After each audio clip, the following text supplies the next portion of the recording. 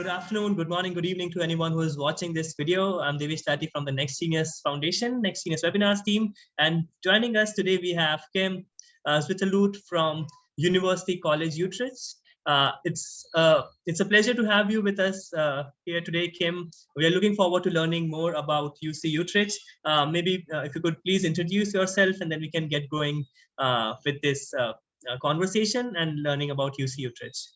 Okay, thank you very much. Thank you very much for having me.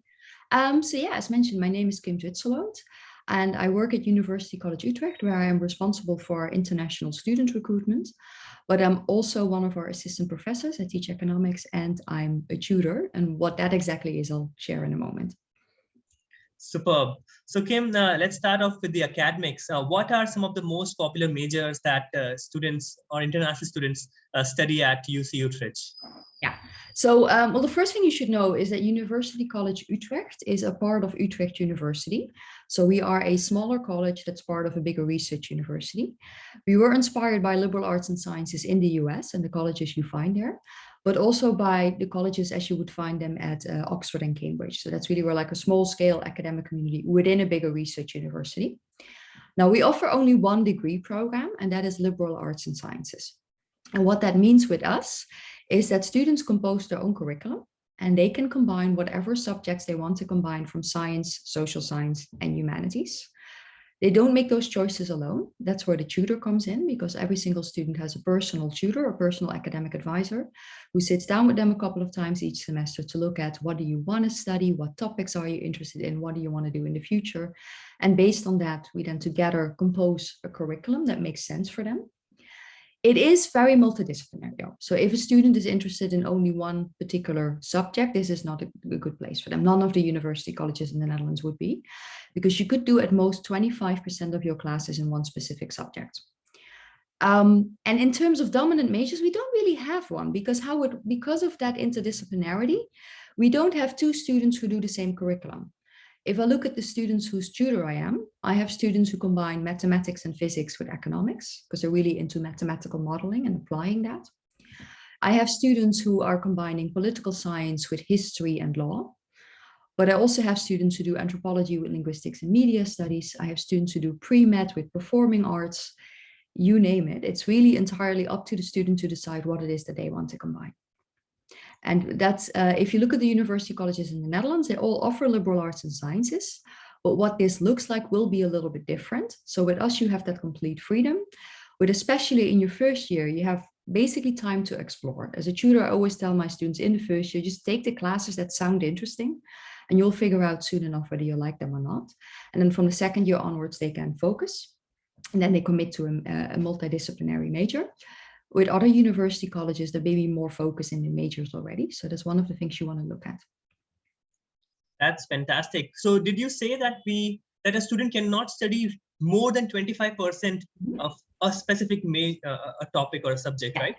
Wow, that's amazing. So that means they must at least study 2 or 3 majors when they're at UC Utrecht. Yeah, and how it works with us, it's a little bit different, because the major would be multidisciplinary. So for instance, a student combining mathematics and physics would be a science major with a focus on mathematics and physics. And the idea behind that choice is really very simple. And it's basically the idea behind liberal arts and sciences in general. If you really want to understand the world, you need to be able to look at it from different perspectives. So if you are, for instance, interested in how people interact with each other, obviously psychology is relevant, but so is economics, sociology, philosophy, anthropology, all of those things. So we want students to be able to have in-depth knowledge of multiple subjects in order to be able to get that interdisciplinary understanding. That's amazing. That's really, really interdisciplinary and a multidisciplinary approach. My next question to you is if you could tell us about the campus and the community at the college. Yeah, so every university college in the Netherlands is residential because they really want to have that community feeling. What that looks like differs per university college. With us, we have an American style campus. It's actually the campus you see behind me right now. We're very small. We only have 750 students, so the campus itself is also very small. It's guaranteed housing as well. If you are admitted to University College Utrecht, you will get a room on campus as well. Most of the time, those rooms are single rooms. They're always furnished. And then you would share a bathroom, a living room, and a kitchen with 4 to 12 other students. And it's really a mix, because for us living on campus, we expect students to live on campus for at least the first 2 years of their degree. It's a 3-year degree. That's the norm in Western Europe for bachelor degrees at research universities. And we want them to live on campus for the first 2 years because living on campus is part of the education. You'll be living with people from all over the world. Dutch and international students are living together. First, second, and third year students are living together. And there are people who study philosophy are living together with people who are studying economics. So there's just a lot that you learn simply by living with people that are different from you. And that's part of the education. Absolutely. I think it's all the education doesn't happen inside the classroom. A lot of it happens outside the classroom as well. I hate to say that as a teacher, but it is true. Perfect. Great. Do tell us about the location or the town in which the University College Utrecht is located.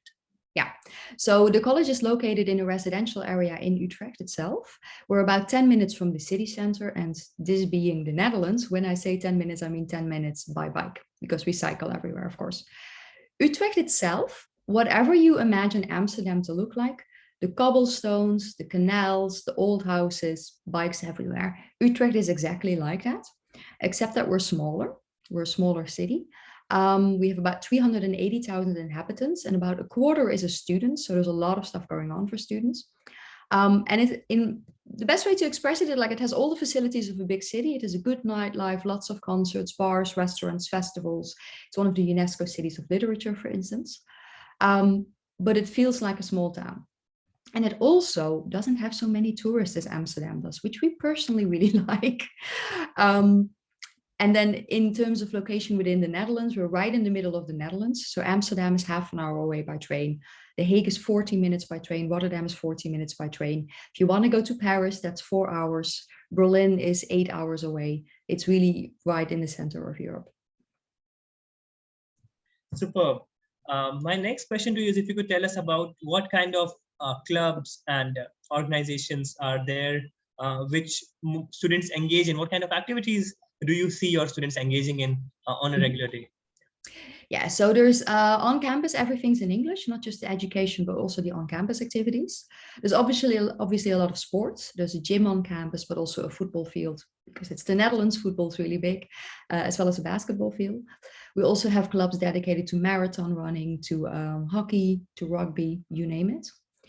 Performing arts is very, very popular, both in terms of theater, with there's always a musical every year, but also several plays throughout the year, as well as improv committees. Dance is very, very popular. Music in general, we have a band rehearsal space, several bands that have started on campus as well. A choir too, and then there's a literature committee, a science committee, a STEM committee, a mathematics committee called Logico. Whatever you can think of in terms of clubs, there's just a lot of stuff going on. MUN obviously as well. So yeah, it's only 750 students, but there's a lot going on. Fantastic. We are almost coming towards the end of the presentation. I have 2 more things that I would like to know. First is the cost of attendance, the tuition and the living expenses, and following that you can tell us a little bit about how can students, international students, apply to the college. Yeah, so the cost of attendance is dependent on your passport. That's always the case in the Netherlands. If you have a European passport or a non-European passport, doesn't matter if you've lived in Europe or not. If you have a European passport, the cost is about 4,500 euros in tuition fees. If you have a non-European passport, it's 14,000 euros. Then on top of that, there are obviously the campus fees that include basically everything except for your meals. So that includes a furnished room, laundry facilities, any of the other facilities on campus. And that's about 6,300 euros.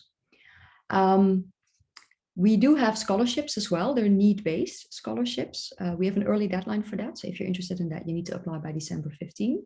Of course, do check our website because that date may change over the years. And once international students apply, it's exactly the same application process as it would be for Dutch students or for European students. It's the same for everyone. We have, well, half of our students, we have 750 students in total, half of them are international and they represent over 70 different countries. So our admissions office is very expert. They know a lot of stuff about all kinds of different diplomas worldwide. You apply basically with a statement of academic motivation, explaining what you want to study, an activities overview, telling us what you've done outside of school, a recommendation letter from at least one of your teachers, and either your diploma, if you already have it, or your most recent grade transcript, if you don't have your diploma yet. Based on that, you may be invited for an interview with one of our professors, and based on that, you may be invited to attend. Wonderful. Thanks for such a crisp overview. Thank you for sharing information about the college, the academics, the campus community, and the location. It was a pleasure to have you on this call, Kim. If there is any final piece of advice that you would like to share with the students who are watching this video, please go ahead. Final piece of advice. Look really closely at the curriculum, look closely at the city, look closely at the living circumstances of the universities you're looking at.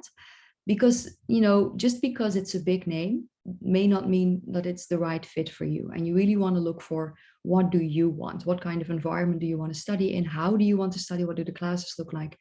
That should really be your main motivation for applying to a place, not the name itself. Yeah. Superb. That's really a fantastic piece of advice. Look at what kind of university would you like to go to. Understand fit.